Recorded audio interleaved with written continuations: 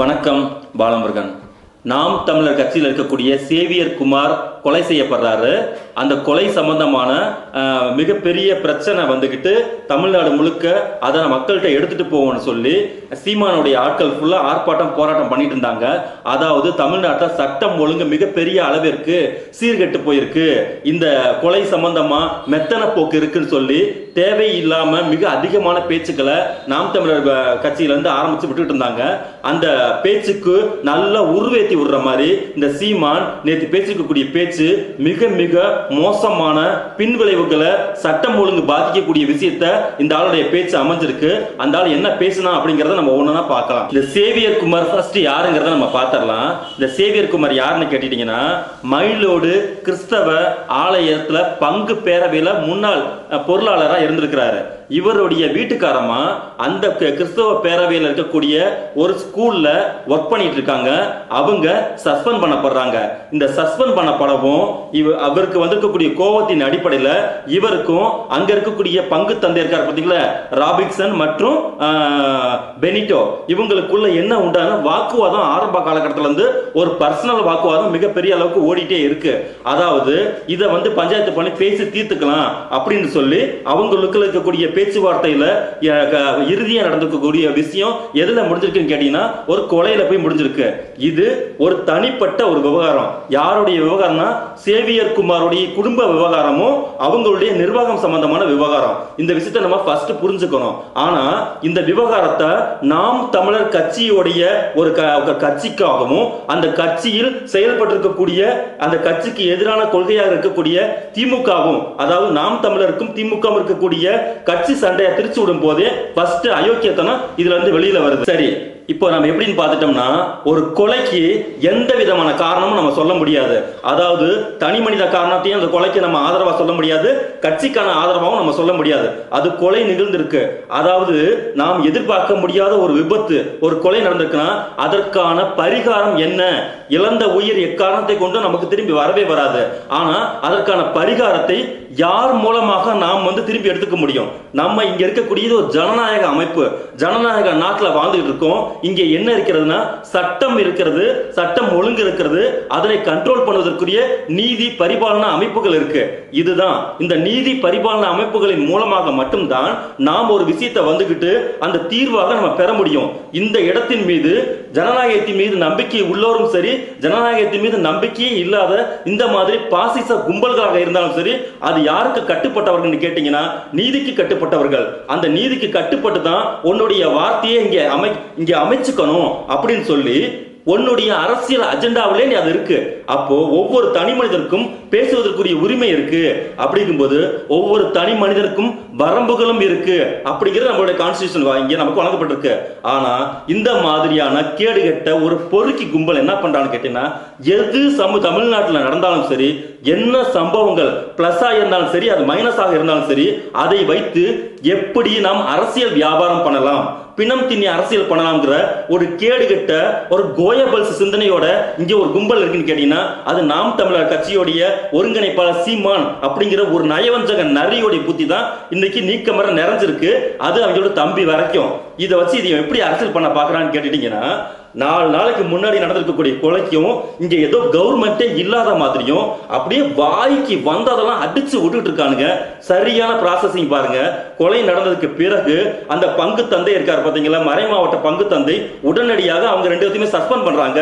இந்த அரசுக்கு முழுமையான நீதிக்கு உட்பட்டு நீதிக்கு எந்த விதமான தடையும் நாங்கள் ஏற்படுத்த மாட்டோம், ஆகையால் அவர்களுடைய பொறுப்புகளில் இருந்து முதலில் அவர்கள் விடுவிக்கப்படுகிறார்கள் அப்படின்னு சொல்லி அவர் அறிக்கை விட்டுறாரு. அதே மாதிரி இதுல கொலை வழக்குல சம்பந்தப்பட்டிருக்கக்கூடிய 15 பேர்ல ரமேஷ் பாபுங்கிற அவர் டிஎம்கே சேர்ந்தவரா இருந்த காரணத்தினால துரைமுருகன் அவர்கள் என்ன பண்றான்னு கேட்டீங்கன்னா, இவரை கட்சியை விட்டு நீக்கிறார். தற்காலிகமா இவரை கட்சியை விட்டு நீக்கிறோம். உடனே தற்காலிகமா ஏன் நிக்கிற? உடனே அடியோடு நீக்க முடியுமா? தற்காலிகமாங்கிற வார்த்தைக்கு என்ன அர்த்தம்னா, நீதிக்கு முன்னாடி இவரை கொண்டு நிப்பாட்டுறோம். யாராக இருந்தாலும் அவருக்கு வாய்ப்பு தர வேண்டும். கொலை அப்படிங்கறத நீ தீர்ப்பு எழுதாத, நீ எங்களுக்கு முடிவு சொல்லாத. ஃபர்ஸ்ட் இருக்கக்கூடிய ஜனநாயக நடைமுறை பிரகாரம் அவர் சஸ்பெண்ட் பண்றாங்க. சஸ்பெண்ட் பண்ணும்போது நீதி விசாரணை முடிஞ்சதுக்கு பிறகு அது தண்டனையா அல்லது நிரபராதியாங்கிறது அவர் நீதியோடைய விஷயம். நீ எதிர்த்து பேசாத. அப்போ ஃபர்ஸ்ட் செகண்ட் ப்ராசஸும் ப்ராப்பரா முடிஞ்சது. மூன்றாவது, அங்க கொலை செய்யப்பட்டவங்க 15 பேர், 2 பேருக்கு போலீஸ் வந்து அரெஸ்ட் பண்றாங்க. மிச்ச தலைவராக இருக்கக்கூடிய ஆட்களை வந்துகிட்டு தேடிக்கிட்டு இருக்காங்க. இதுல இன்னைக்கு திருச்செந்தூர்ல வந்துகிட்டு அந்த ராபின்சன், அதாவது முதல் குற்றவாளி, 2வது குற்றவாளி சொல்லக்கூடியவர் வந்து இன்னைக்கு சரண்டர் ஆகிறார். இது மிக சரியாக போயிட்டு இருக்கும் போது இந்த இடத்துல பண்ணக்கூடிய கேவலமான வார்த்தைகள் தான் மிக மிக முக்கியமான விஷயம். அது என்னன்னு கேட்டீங்கன்னா, அந்த இறப்பு ஏற்பட்டிருக்கும் போது ஒரு மனிதன் பிறக்கக்கூடிய குழந்தையாக இருந்தாலும் சரி, இறந்த உடலாக இருந்தாலும் சரி, அந்த இரண்டு பிறந்த குழந்தையும் இறந்த உடலும் நிராதரவற்ற, அறிவற்ற ஒரு இறந்த உடலுக்கு எந்த விதமான இது எல்லா நிலைகளையும் தாண்டிய உடல். அந்த உடலுக்குள்ள இருந்த உயிர் இந்த உலகத்துல மிகப்பெரிய நன்மைகளையும் செய்திருக்கும், மிகப்பெரிய ஏதோ தொண்டு செஞ்சிருக்கும், உதவி செஞ்சிருக்கும். அதனால அந்த இறந்த உடலை நல்ல அடக்கம், ஏன் சாதாரண அடக்கம் சொல்ல மாட்டேங்கிறோம், நல்ல அடக்கம், அவங்க கௌரவமாக நல்லடக்கம் செய்யணுங்கிறது தான் மனித பண்புகளோட ஒரு முக்கியமான விஷயம். இவங்க என்னன்னா அந்த இறந்த உடலை வச்சு கேடுகட்டத்தனமான பாலிடிக்ஸ் பண்ணக்கூடிய ஒரு அற்பத்தனமான விஷயத்த 5 நாளா அவனுக்கு பண்ணிட்டு இருக்கானுங்க. இவங்களுடைய ஃபர்ஸ்ட் பிளான் என்னன்னு கேட்டீங்கன்னா, இந்த பாடியை வந்துகிட்டு இவங்க புதைக்கவே படக்கூடாது, இதை வச்சு அதை அழுது நாற்றம் எடுத்து மோசமான நிலைக்கு அடைகிற வரைக்கும் அதை பத்தி அவங்களுக்கு கவலை இல்லை. இதை வச்சு நாம் அரசியல் ஆதாயம் அடையணும் அப்படிங்கிற ஒரு நிலையில இந்த நாம் தமிழர் கும்பல் வெறி எடுத்து செயல்பட்டு இருந்தாங்க. அதுக்கு ஆப்பு வைக்கிற மாதிரி இன்னைக்கு தான் அரெஸ்ட் பண்ணிட்டாங்கல்ல, எல்லா வேலையும் முடிஞ்சுல, அவருடைய உடலை வந்து இன்னைக்கு அடக்கம் பண்ணுங்க சொல்லி அடக்கம் பண்ணிட்டாங்க. இதுக்கு கியாபியான் கத்திட்டு இருக்கிறாங்க இந்த அயோக்கிய பயலுங்க. இதன் பிறகு இவன் பொது வெளியில வந்துகிட்டு பேசக்கூடிய வார்த்தைகளை கவனிங்க. மிக மிக அபாயகரமான வார்த்தைகளை அவன் பேசுறான்.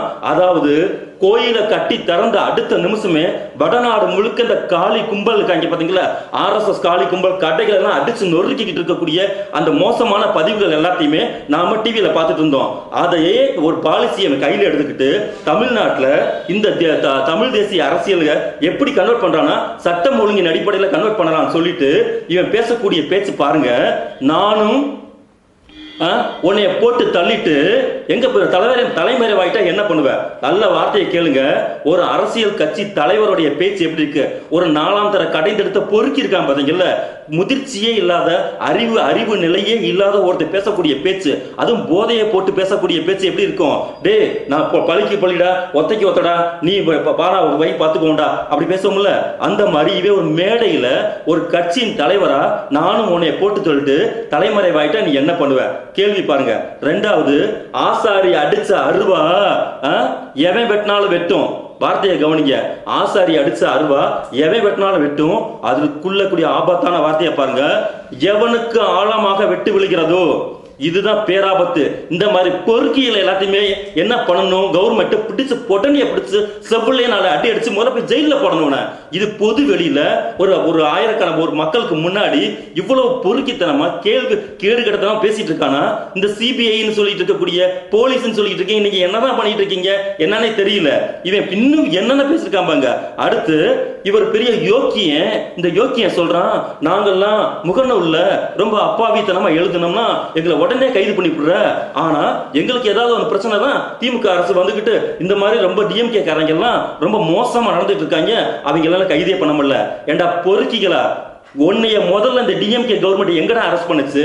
2.5 வருஷம் 3 வருஷமா ஒரு லேடி என்னைய 7 முறை ரேப் பண்ணி 7 முறை கருக்கலைப்பு பண்ணா கதறி கண்ணீர் விட்டு கடைசியில் சீ நாயே போய் தொலை, இனிமே இந்த தமிழ்நாட்டு பக்கமே வரமாட்டேன்னு சொல்லி உன் பேப்பர்லாம் மூச்சில் விட்டு இருந்துட்டு அந்த அம்மா சாபம் விட்ட கதையா போய் சேர்ந்துருச்சு.